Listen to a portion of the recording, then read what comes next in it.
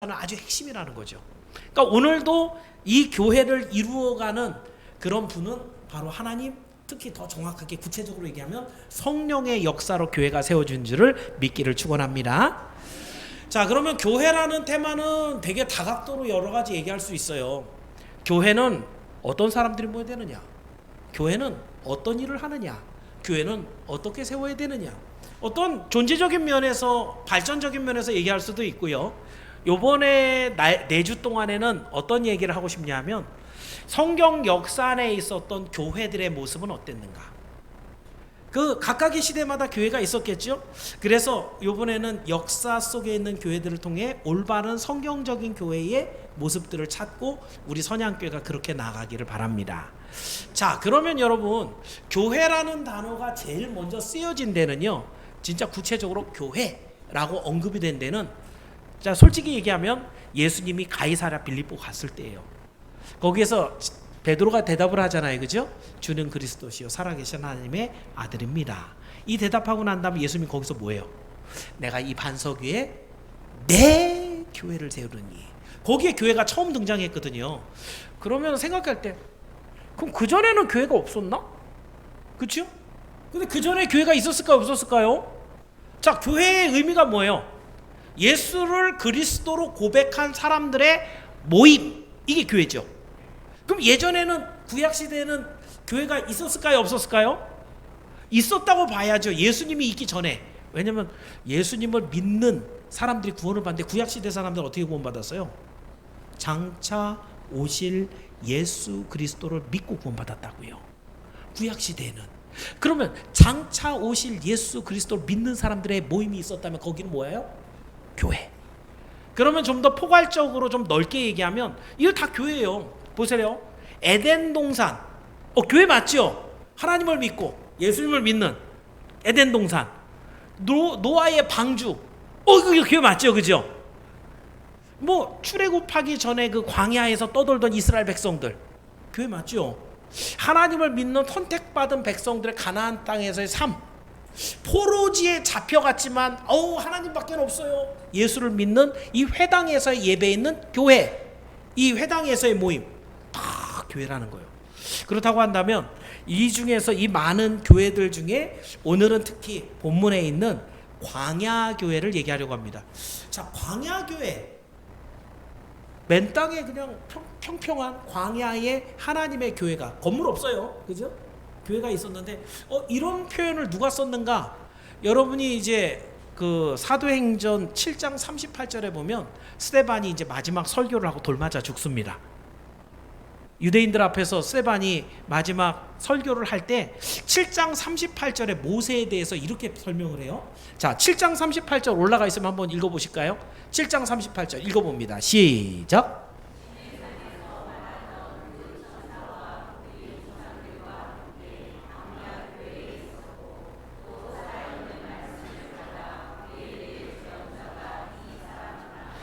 이 내용은 지금 이 사람 누구냐면 모세를 얘기하는 거예요. 이 모세는 누구냐면 시내산에서 말했던 사람이고, 우리 조상들에게 함께 광야 교회에 있었고 살아있는 말씀을 전해줬다는 거죠. 그런데 그 전달받은 광야에 있었던 이스라엘 백성들, 사실은 이스라엘 백성들은 현대적인 용어로 얘기하면 뭐예요? 난민이죠, 그죠? 애굽에서 종살이하다가 잡혀 이제 겨우 해방돼서 나온 난민들이라고요. 어떻게 보면 오합지졸, 하나님의 군대라고 말할 수 없는 천방지축이고 체계가 안 잡혀 있는 이 사람들이 정말 거짓대같이 200만 명이 몰려가는 이 모습이 광야에 있는 이스라엘 백성들이었어요. 거기엔 물론 하나님께서 시내산 가기까지 데려가서 시내산에서부터 하나님의 회막도 만들어주고 부름기둥 불기둥으로 지켜주고 이러면서 어떤 모임의 틀을 만들어 주시지만, 아무런 건물도 없이 모여있는 이 광야에 있는 모여있는 사람들을 지금 스데반은 뭐라고 지칭하고 있어요? 광야 교회다. 우리 성도들이 지금 제적 인원은 한 120명 정도 되고요. 이런 예배당 안에 들어있어서 이렇게 예배를 드리니까 선양교회, 어떻게 딱 구획이 나눠지는 것 같은 느낌이 있지만, 생각해보다 200만 명이 광야에 쫙 흩어져서 그냥 텐트 치고 막 살고 있는데, 그게 지금 스데반은 뭐라는 거예요? 광야 교회다. 분명히 교회를 개념을 지금 신약에서부터 시작했다고 생각하지만 신약의 초대교회의 멤버였던 스데반은 이미 광야에 있었던 이스라엘 백성들이 모였다. 교회였다. 이렇게 말하고 있어요.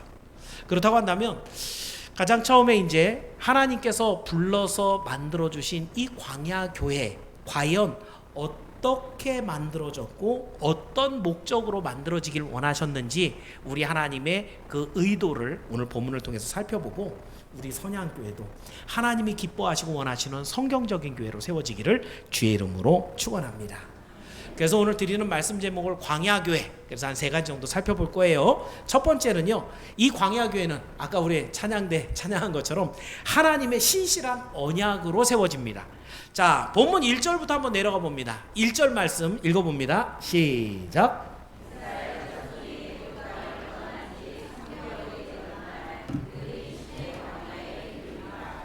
자, 여러분이 아시는 것처럼 10가지 재앙을 받고 이제 애굽에서 이스라엘 백성들이 나왔죠, 그죠? 그리고 홍해도 갈라서 그 마른 땅처럼 밟고 지금 오고 있어요. 2절에 보니까 르비딤을 떠났다. 그리고 시내 광야에 이르러서 장막을 쳤다. 그리고부터 이제 한 1년 가량, 뭐 짧게는 11개월, 길게는 1년 1개월 정도 학자들은 그 시내산 밑에서 머물게 된다라는 걸 봅니다. 그리고 나서 3절에 모세가 이렇게 얘기합니다. 자, 모세가 3절부터 읽어봅니다. 시작.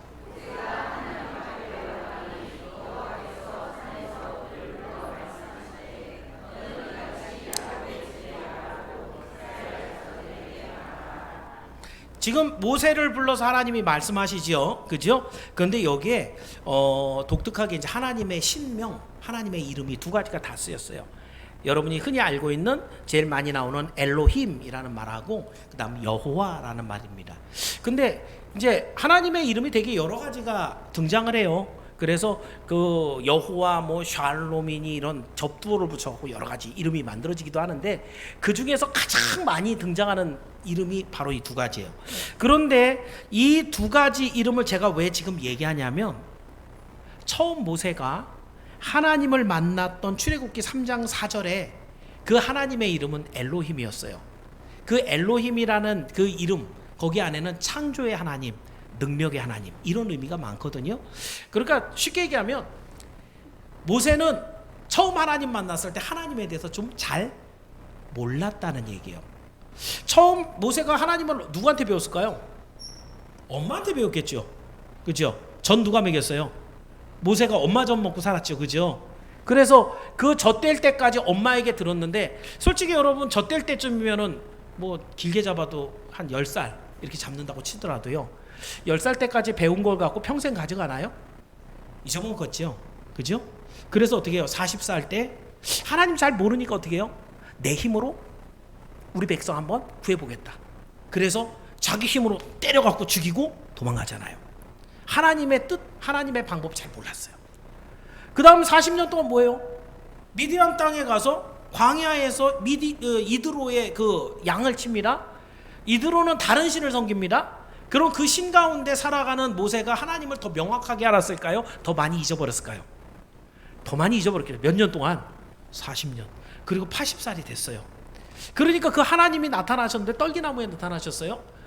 나무가 타는데 안 타요. 그 앞에 갔어요. 그리고 그 하나님 말씀하신 거기서 어이구 놀라서 여호와 하나님으로 불러요. 근데 거기서 하나님이 당신의 이름을 가르쳐 줍니다. 당신의 이름을 내가 뭐라고 가르쳐줘요? 당신 누구세요? 라고 물어보니까 하나님이 당신의 이름을, 내 이름은 여호와다, 여호와다, 야훼라는 그런 발음도 있고요. 이 여호와라는 단어 안에 들어있는 의미는요, 약속을 하시고 그 약속을 그대로 지킨다라는 의미예요.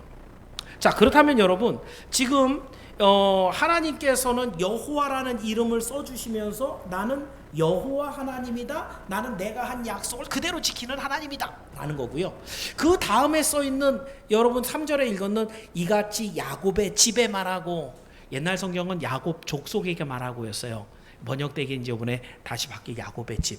여러분 한번 생각해 보세요. 야곱은 몇 명이 지금 애굽에 갔어요?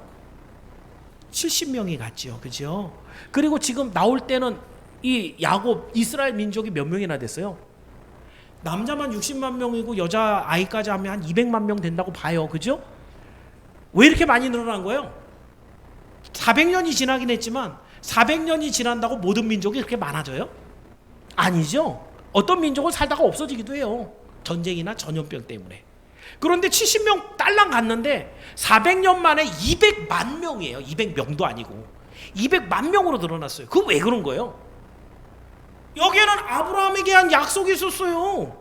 야 아브라함아, 내가 네 백성들을, 네 자손들을 하늘의 별과 같이 쉴 수 없는 바다의 모래같이 만들어줄 거야. 그런데 400년 동안 거기에서 종살이를 할 거야. 나는 그 종살이하는 백성들을 건져낼 거야. 누구에게? 아브라함에게 약속했어요. 그러니까 여기 야곱의 집에, 야곱 족속에게 말해라 라는 얘기는 나는 너희들에게 약속하고 그 약속을 그대로 지키는 하나님이야, 이것을 말씀하시는 거예요. 오늘 여러분, 하나님은 지금 이 백성들에게 그래서 당신은 약속을 그대로 지키는 하나님, 그리고 우리가 그 하나님 앞에 어떤 사람이 되라는 거예요. 여기부터가 중요해요. 하나님은 약속을 잘 지키는 하나님이죠. 그래서 이스라엘에게 율법과 십계명을 줘요. 율법과 십계명은 하나님의 말씀대로 어떻게 하라는 거예요? 순종하라는 거죠. 왜요? 그 순종하면 그 순종의 결과대로 복을 주고 구원을 준다. 내가 약속에 신실하신 하나님이기 때문에 나는 절대로 내 약속을 어기는 적이 없다는 거죠. 누구한테 달린 거예요? 우리한테 달린 거예요. 당신이 택한 백성 이스라엘에게 율법을 주시고 십계명을 주는데, 아유 이거는 전에는 안 지켜봤던 건데 힘들어 죽겠어요. 그런데 하나님이 주시는 말씀들은 그 얻을 것이 크면 클수록 지키기 어려운 게 많아요. 십계명이 힘들고 어렵다고 한다면 그걸 통해서 얻을 우리 하나님의 구원과 복은 더 큰 것을 여러분 기억하길 바랍니다. 그러면 여기서 한 가지 또 기억할 것은요, 이 사람들이 살았던 이 원래 람셋에 살았거든요, 애굽에. 근데 지금 도착한 시내산까지 직선거리로 어느 정도냐면 320km예요. 꽤 멀죠. 그런데 직선거리니까 여기 돌아가야 되잖아요, 그죠? 그런데 뭐 돌아가는 거 생각을 하더라도 거기까지 가는데 걸린 시간이 지금 3개월 됐다 그랬어요. 3개월째 됐다는지 3개월이 넘었는지는 모르겠어요. 작게 잡아도 한 60일만 잡다고요, 그죠? 그럼 여러분 60일 동안 320km 갔다, 6일 동안 32km 갔다는 거죠, 그죠? 하루에 몇 킬로 간 거예요? 하루에 5km. 많이 간 거예요, 적은 간 거예요? 지금 이 사람들 할 게 아무것도 없어요. 장사도 안 하고 농사도 안 지어요. 하는 건 뭐밖에 없어요? 하나님이 지시한 대로 가는 거예요.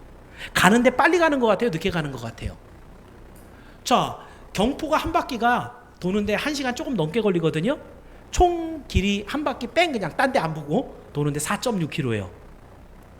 1시간이면. 그럼 하루 종일 이 사람들의 살아가는 오늘 삶의 목적은 하나님이 지시한 데까지 가는 거예요. 얼마큼만 가면 돼요? 하루에? 90일 수도 되니까요. 60일로 줄인 거예요. 조금 도는 거 생각해갖고 천천히 간 거예요, 빨리 간 거예요? 천천히 간 거예요. 왜 하나님은 지금 약속했으면 빨리 가나안 땅에 가고 시내산에 가고 빨리 시내산에서 가나안 땅 가고 하나님이 약속한 나라 세우고 하나님의 영광을 드러내고 싸움에서 그 기업을 차지하고, 이게 우리는 더 급한데, 우리는 되게 급하잖아요. 빨리빨리 해야 되는데 하나님은 빨리빨리 하는 게 문제가 아니라 천천히 가면서 뭘 지금 만들어가고 계시는 거예요? 그 가나안 땅의 주인이 될 만한 백성의 모습을 갖추라는 거예요. 그러기까지 우리가 얼마나 부족한 사람들인가? 하나님의 말씀에 순종하기에 우리가 무엇이 부족한가? 우리가 얼마나 원망을 많이 하고 불평을 많이 하는가? 순종을 못하는가? 이것을 깨닫고 하나님 앞에 구하여 점점 더 완전한 사람으로 나아가라는 거예요. 왜? 하나님은 신실하셔서 약속을 어기지 않는데 우리는 변덕스러워서 하나님의 말씀을 알면서도 어기니까, 그렇게 되면 하나님의 백성이 될 수가 없으니까. 여러분, 그래서 성도와 교회는 하나님의 신실한 언약의 바탕 위에 세워집니다. 이건 누구도 못 깨요. 왜냐하면 하나님이 약속하시고 반드시 이루기 때문에. 중요한 것은 그 교회가 큰 교회가 되는 게 목적이 아니에요. 빨리 성장하는 가는 게 목적이 아니에요. 많은 돈을 버는 게 목적이 아니에요. 우리 아들이 서울에 가는 게 목적이 아니에요. 우리 하나님이 원하는 것은 당신의 나라 백성이 될 때까지 완전하고 하나님이 원하는 신실한 백성이 되는 게 목적이에요. 오늘 하나님이 당신의 교회를 세우실 때 약속 그 반석 위에, 그 신실한 언약 위에 세워서 우리도 그 언약을 지키는 백성이 되라고. 하나님이 축복의 말씀을 주셨는데 그 말씀을 믿지도 않고 순종도 안 하면 그 축복이 와요, 안 와요? 안 오잖아요. 그럼 하나님 백성에서 뭐 할 거예요? 하나님의 백성이 됐으면 구원도 받고 은혜도 누리고 기쁨과 영광 속에 하나님과 함께 살아가야 되는데, 말은 하나님 자녀야, 말은 예수 믿어요.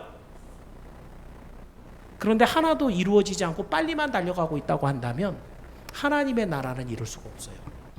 오늘 신실하신 하나님, 그 신실하신 하나님이 천천히 우리를 이끌고 가는 이유, 그 신실함에 우리도 합당한 성숙한 하나님의 사람들이 되기를 원하신다.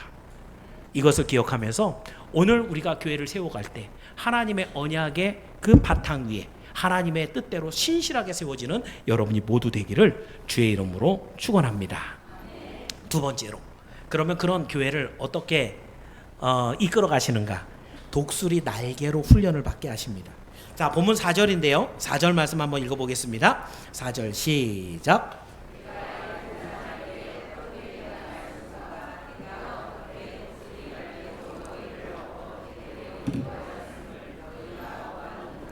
제가 가끔 이 얘기는 하니까 들으신 분들이 많을 거예요. 독수리가 자기 새끼를 교육하는 방법, 그죠? 독수리는 다른 새들보다 훨씬 높은데 자기 둥지를 만들어요.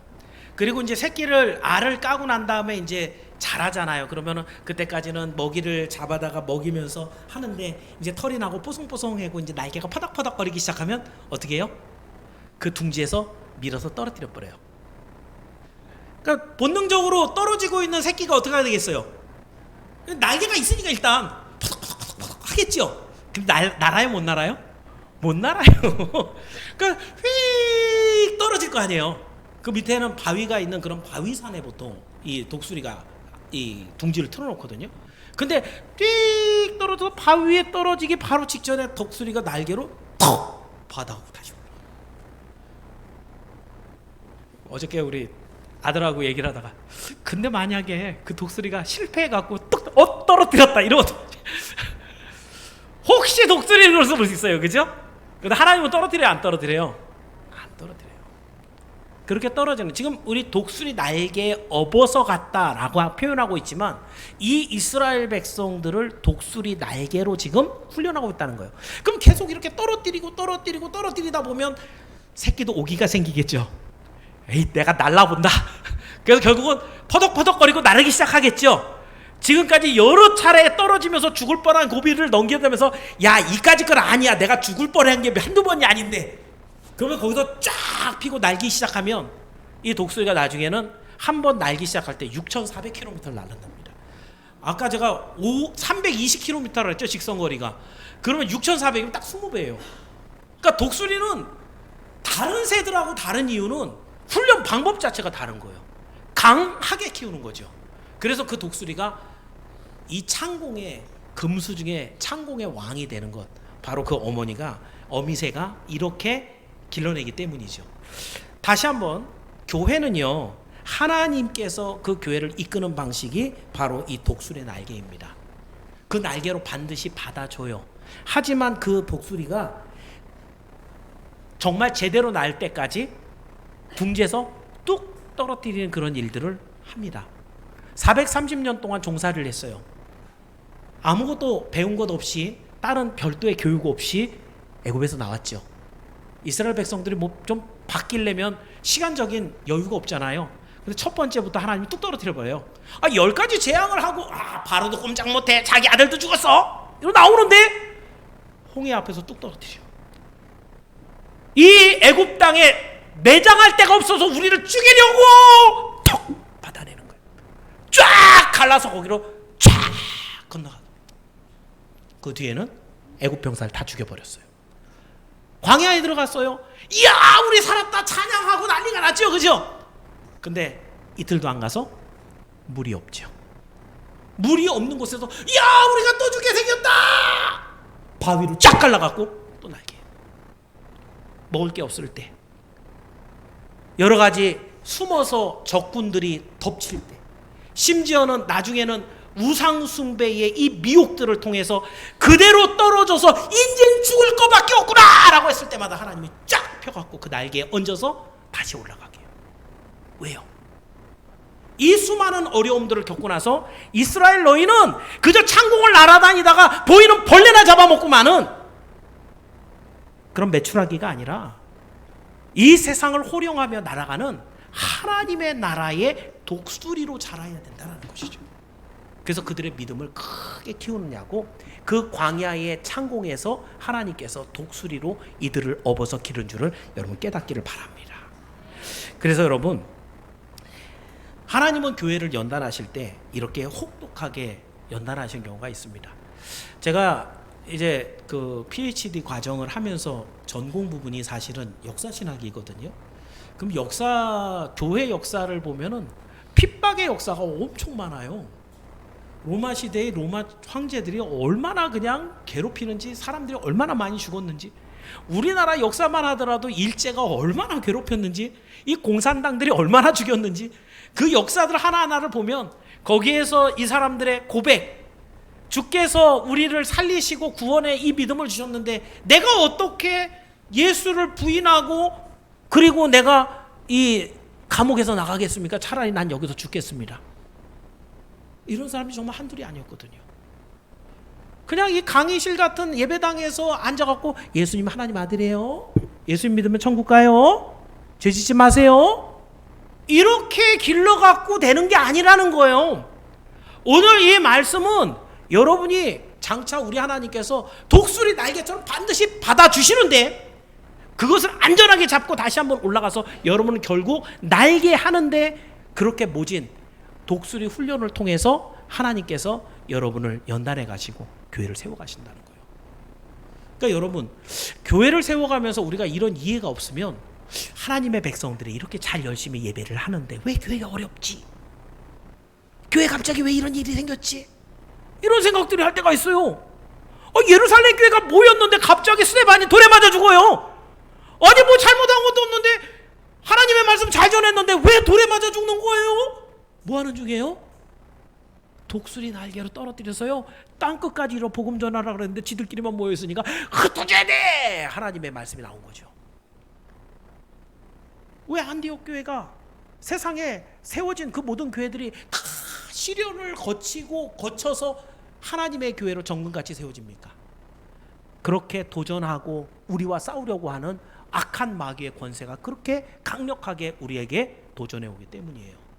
우리는 그저 숨어서 지내고 누가 오면 도망가는 이런 참새나 메추라기가 아니라 하나님이 세상을 호령하고 예수 그리스도를 믿는 그 믿음 갖고 세상을 왕으로 다스리는 독수리로 기르기 위해서 오늘도 우리를 연단하시는 줄을 믿기를 바랍니다. 준비가 돼 있어야 돼, 마음의 준비가. 그러면 여러분, 그럼 어떡하지? 나 떨어뜨리면 못 나는데? 그러면은 이 새끼가 떨어질 때마다 받아내고 떨어질 때마다 받아내고 결국은 어떻게 해야 돼요? 자기가 뭘로? 자기 날개로 날라야 돼요. 어떻게요? 어떻게 그 날개가 날게 돼요? 오늘 본문 5절이에요. 자, 5절 말씀 한번 읽어볼게요. 오늘 교회는 어떤 날개를 갖고 있어야 되는가? 5절 말씀입니다. 시작.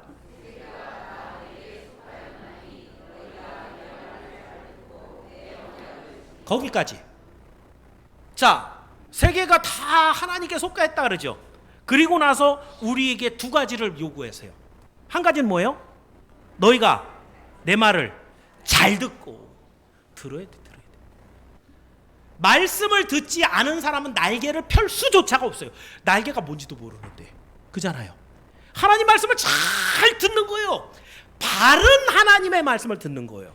그 말씀이 나에게 목적하시는 게 뭔지, 그 말씀이 나에게 요구하는 게 뭔지 잘 들어야 돼요. 근데 잘 듣기만 하면 안 되죠. 그 다음 날개는 뭐예요? 내 언약을 지키며. 그러니까 여러분이 생각할 때 아니 교회가 잘 성장하고 그래도 어려움이 있다 그러는데 우리는 어떻게 하면 좋지? 하나님은 우리에게 날개를 주셨다니까요. 너희가 하나님의 말씀을 잘 듣고 그 말씀을 다 순종하여 살면, 사실 교회 여러 가지 시스템 중에 두 날개라는 시스템이 있어요. 약간 비성경적이거든요. 그거 광고하는 거 아닙니다. 근데 그런 사람들이 보통 성경에서 빼가니까 좋은 말은 다 썼어요. 그러니까 지금 이 말은 성경에서 나와서 제가 비유를 하는 거예요. 교회가 만약에 떨어지고 있는 그 새끼 독수리가 날아가려고 한다면 날개를 퍼덕거려야 돼. 날개가 2개예요, 3개예요? 2개죠. 그 2개의 날개로 나는데 그 주신 말씀이 뭐냐면 너희가 내 말을 들으라는 거예요. 그 말을 들은 대로 순종하여 살라는 거예요. 그랬을 때 그 날개가 힘을 얻었을 때 그때 하늘 끝까지 올라가서 하나님의 뜻을 쫓아 땅 끝까지 이룰 수 있다는 거예요. 그래서 여러분이 잘 알고 있는 말씀, 마지막에 우리 주님 오신다는 말씀에 복된 말씀, 계시록 1장 3절에 복이 있느니라, 이 사람 복 있다 라고 하는 계시록 1장 3절도 똑같은 얘기를 합니다. 자, 말씀을 듣고 지키라는 얘기가 있었죠, 그죠? 1장 3절 한번 읽어볼까요? 계시록입니다. 1장 3절 읽습니다. 시작.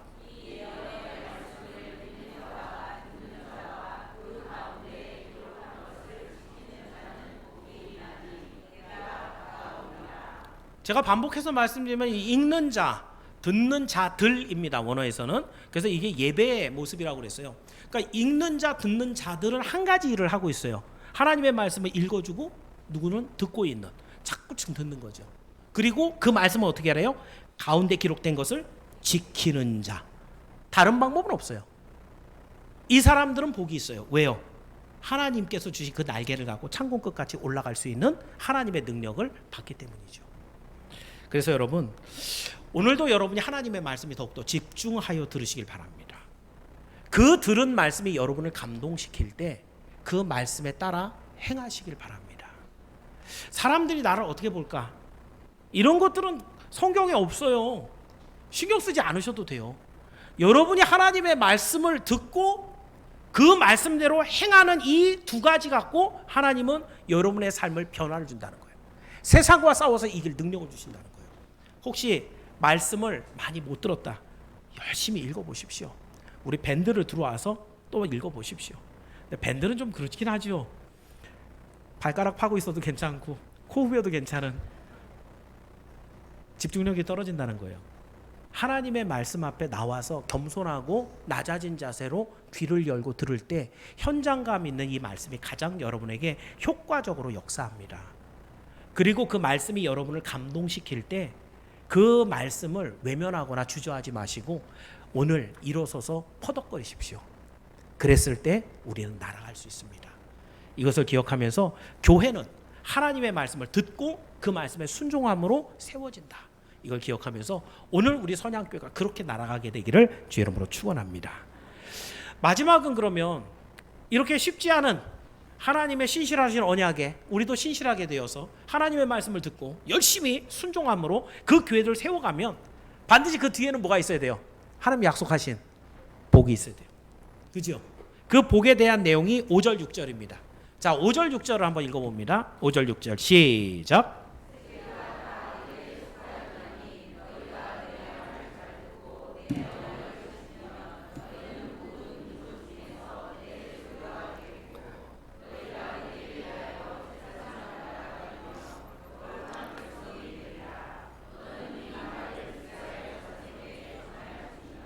아멘. 복이 3가지 있는데 찾으셨나요? 숨은 그림 찾기 이런 거 잘하는데 이런 것도 잘 찾으셔야 돼요.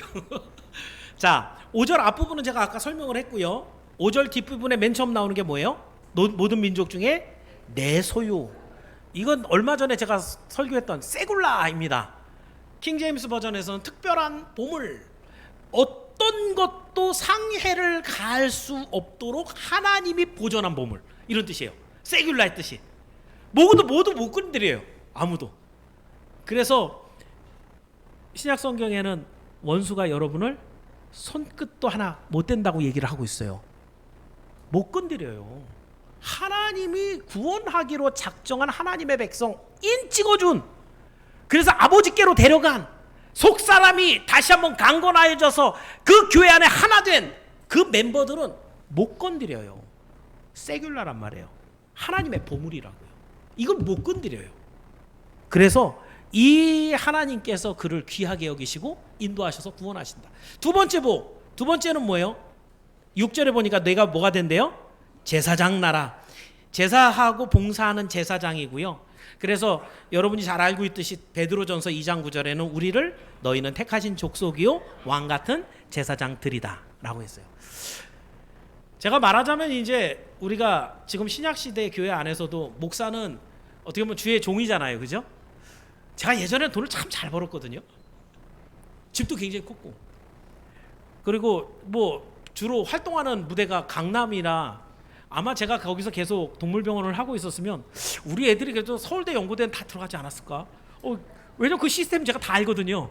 거기에 유명 강사들 다 저하고 연이 맺어져 있고 그러니까 뭐 얼마든지 손만 뻗으면 다 되는데 지금 목사가 되고 나서는 집이 없어요. 지금 제가 사택은 교회 거라 제 집이 없어요. 돈도 없어요. 사람들 중에서 뭐 이렇게 높은 뭐 유명한 이런 사람도 아니고 딱 뭐지?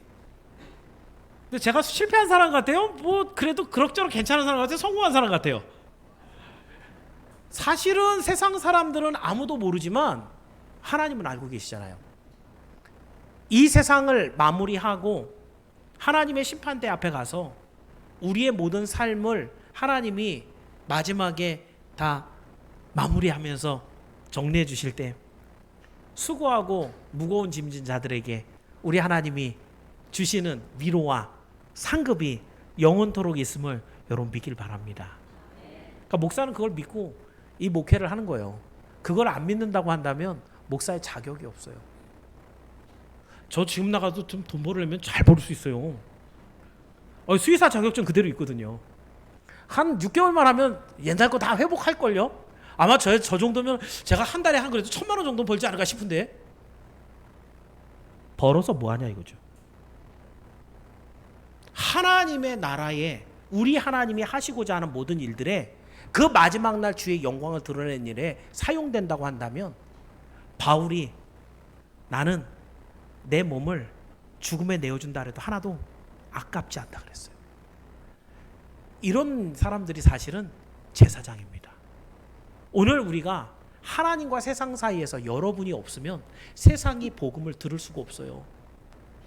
여러분들끼리만 산속에 들어가서 예수님만 믿고 그리고 끝나면 이 세상 끝나요.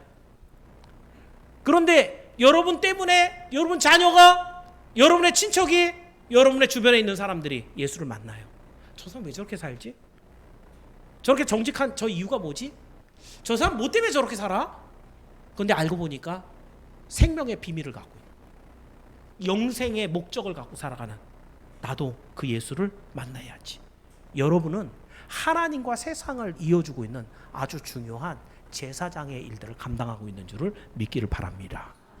이 우리가 갖고 있는 큰 복이라는 것이에요. 자, 마지막 세 번째 복은 뭐예요? 거룩한 백성. 이건 거룩하게 구별된 사람들이라는 거예요. 거룩이라는 단어는 카도시, 구약적으로 얘기하면 구별됐다라는 얘기고요. 그리고 이 내용들이 레위기 26장 12절에는 이렇게 결론 지어져요. 자, 지금 이제 출애굽기지만 조금 더 가서 레위기 26장 12절 올라와 있나요? 읽어보겠습니다. 레위기 26장 12절 26장 12절 시작.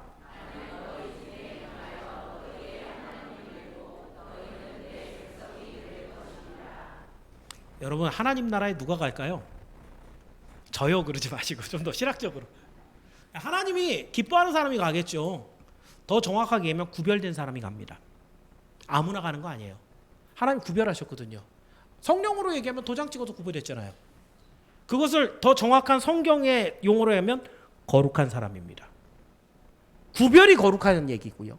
도장 찍어놨다는 얘기고요. 이 거룩한 백성은 하나님이 따로 띄워놓은 사람들이에요. 어디 가려고? 하나님 나라 데려가려고. 그러니까 결국 우리의 모습들은 세상을 이롭게 하는 제사장으로 끝나는 게 아니라 하나님이 구별해 놓은 거룩한 백성으로 하나님 나라에 들어갈 걸 약속받은 거예요.